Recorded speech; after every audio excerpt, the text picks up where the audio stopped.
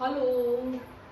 So continuing with our AC chapter, today we are going to talk about AC circuit containing resistance only. Through this we'll reach the main topic of the video, that is the phasor diagram or vector diagram. As this particular topic will be helpful in discussing further AC circuits containing inductance and capacitor. So today we'll talk about this topic phasor diagram through taking the example of AC circuit containing resistance. If we are having a AC source EMF E across a resistance R, then we can write, since it is AC EMF, we can write E as E naught sin omega t or E naught cos omega t, but in our general references we will be taking E as E naught sin omega t. So we can write that potential difference across R will be by Ohm's law IR. So we can say that across E, in ideal case, we can say whole EMF across this potential difference across R will be E naught sin omega t, and current through it would be E naught upon R sin omega t through the formula IR. So we get current, for current E naught by R we may write as some peak value I naught sin omega t. And अगर मैं इसकी graphical representation करना चाहूँ इन दोनों equations की, तो क्योंकि ये साइनोसॉइडल फंक्शंस हैं, तो E and I versus T, I can plot a sine curve for E and another sine curve for I. बेटा इसको कई स्टूडेंट्स को डाउट आता है कि ये कैसे प्लॉट किया जाता है टाइम पीरियड के अक्रॉस, तो उसके लिए I have given a little explanation here कि omega can be written as 2 pi by t, t is the time period, and sin omega t क्या बन जाएगा उस सिचुएशन में, sin 2 pi by t times small t. अब small t की values very हो रही हैं, small t जब 0 है तो sin 0 would be 0, so here comes a point 0 for 0. जब small t t by 4 है तो t by 4 यहाँ पे लिखेंगे small t की जगह, तो we'll get sin pi by 2, और sin pi by 2 क्या आ जाएगा +1, तो वी कैन राइट E और I +1 जब हो जाएगा, ठीक है. तो फर्दर ये क्या हो जाएगा, साइन +1 हो जाएगा, तो ये पीक वैल्यू E नॉट आ जाएगी और ये पीक वैल्यू I नॉट आ जाएगी, ठीक है ना.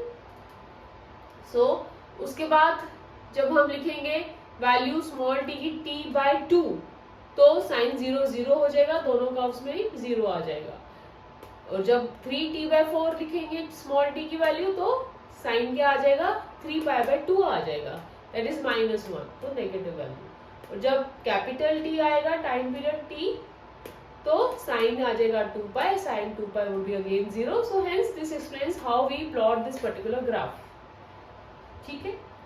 अब बेटा ऐसे ही हम ग्राफ आगे L और C सर्किट्स के लिए भी करेंगे. This is the basic example. अब मेन टॉपिक क्या है कि हमें फेजर डायग्राम या वेक्टर डायग्राम का मतलब समझना है, और इसके ऊपर एक बड़े इंटरेस्टिंग न्यूमेरिकल्स भी आते हैं जो कि बोर्ड एग्जाम में या तुम्हारे सभी कॉम्पिटिटिव एग्जाम्स में भी पूछे जाते हैं. So this is the main base. First understand this. Phasor diagram या वेक्टर डायग्राम किस लिए होता है, it represents the phase relation between alternating current and alternating EMF. Let's understand इसका मतलब क्या है. एक्स वर्सेस वाई ग्राफ में अगर हमें पीक वैल्यूज E नॉट या I नॉट रिप्रेजेंट करनी है EMF या पोटेंशियल डिफरेंस या करंट की, तो क्या किया जाता है कि if they are making some omega t angle with the X axis, तो ओमेगा टी के अक्रॉस हम एंगल पर हम एक एरो बना देंगे. एरो का जो मैग्नीट्यूड होगा that will depend upon the value of E naught और I नॉट, ठीक है.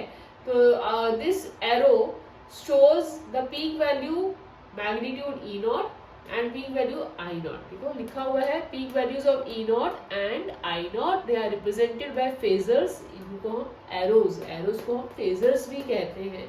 तो जहां तक इनकी पीक वैल्यूज होगी उनका मैग्नीट्यूड हम इनसे रिप्रेजेंट कर देते हैं, and that arrow is rotating in anti-clockwise direction from x-axis. Length of the arrow represents maximum value of the quantity.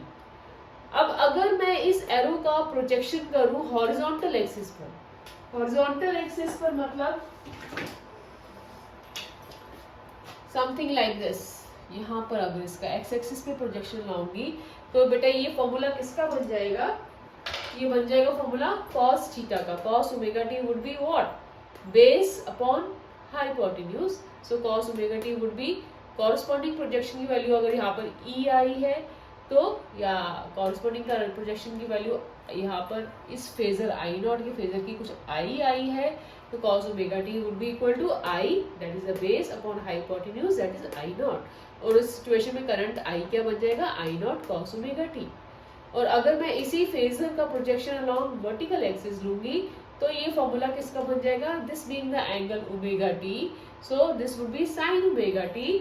sin omega T would be equal to what, that would be perpendicular, जो कि projection की length है I upon hypotenuse again that is I naught. और this can be written as I naught, so sin omega T. तो उसी तरह से हम E के लिए भी इक्वेशंस बना सकते हैं, E would be E naught cos omega t और E would be E naught sin omega T.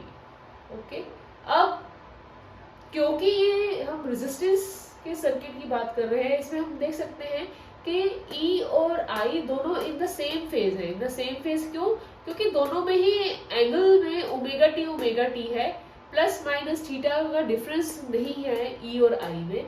तो हम क्या कहेंगे कि यहाँ पर angle between two factors it gives a phase difference between two quantities. Pure resistive circuit में क्या है, E और I दोनों इन द सेम फेज हैं, सो दोनों ही vectors E naught and I naught they are in the same direction. अगर इनके बीच में एंगल होता तो वी कुड हैव सेड कि इन दोनों के बीच फेज डिफरेंस आ जाता, जो कि आगे हम इंडक्टर या कैपेसिटर के सर्किट में डिस्कस करेंगे पॉइंट। पर क्योंकि ये अभी प्योर रेजिस्टिव सर्किट है तो E और I दोनों सेम फेज में होने की वजह से there is no angular difference between the arrows E naught and I naught. So this was the simple example के through हमने phase diagram या vector diagram explain किया. In the next videos we'll be talking in detail about this diagram. Return, subscribe to KanwalPhysics and be updated.